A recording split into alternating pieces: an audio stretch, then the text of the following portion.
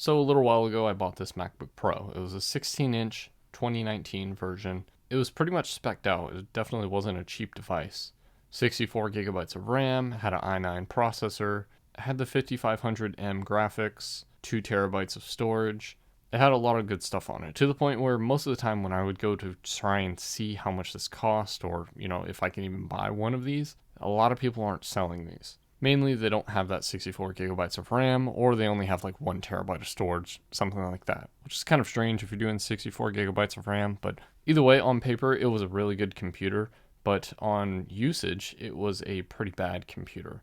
It had this issue. Apple said that it was RAM, but I have no idea what it actually would have been, because there's a lot of issues that were happening with it, and it doesn't really make sense for it to be RAM. I think it was the SSDs probably failed. I'm not too sure. But even if it is the RAM, 64 gigabytes, I guess, is kind of new on those devices, so maybe that was the issue. Either way, I tried to get Apple to fix it, and they said it was going to cost over $700, which I was not a fan of because I paid over $4,000 for this computer 2 years prior. Either way, I've been using my 2017 MacBook to edit videos, and it works, but the 2019 was supposed to take over that computer, and it definitely isn't the best for 4K 60 frames per second video. So what I decided is that as much as I didn't want to, I was going to trade in the computer. Because here's the thing. The person at Apple literally told me, go ahead, trade it in. All they got to do is just see that it powers on, which I could get it to power on. The only issue is normally when I don't get it to power on, it'll do something like this. But either way, I got it to power on. It was working fine. They checked the serial number, told me how much it was going to be. They actually told me it was $85 cheaper than what Apple's website would tell me, which is fine, but then I traded in 2 other devices and they told me the exact same prices that what Apple is saying.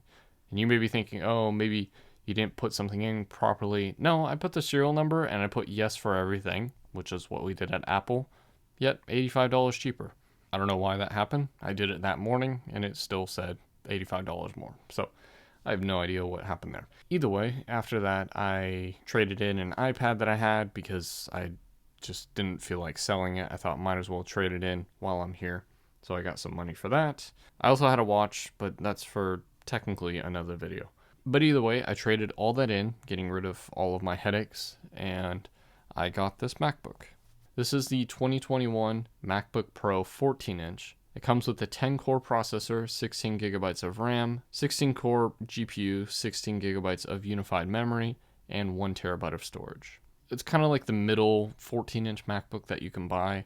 It's one lower than the M1 Max, but also that computer wasn't sold in the store. So ultimately, this was the best of the 14-inch that I could buy, besides, I think, like $4,000 for whatever MacBook that was in the 14-inch size. I didn't want to get a 16 inches for a few reasons, but I'll probably talk about that in another video. But either way, I got that all paid up, and I got this MacBook. So the total after everything was $646 when the computer was $2,500.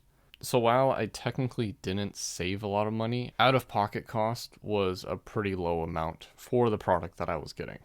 And this is an investment. I mean, this is something that I'm going to use on my channel for a little bit. But either way, it is definitely an awesome computer, and I would highly recommend it, but they are pretty expensive. Obviously, and surprisingly, honestly, this is the best MacBook that I've ever used. Especially better than the 16-inch that I had, which was terrible, but that was just because the logic board was pretty bad on it.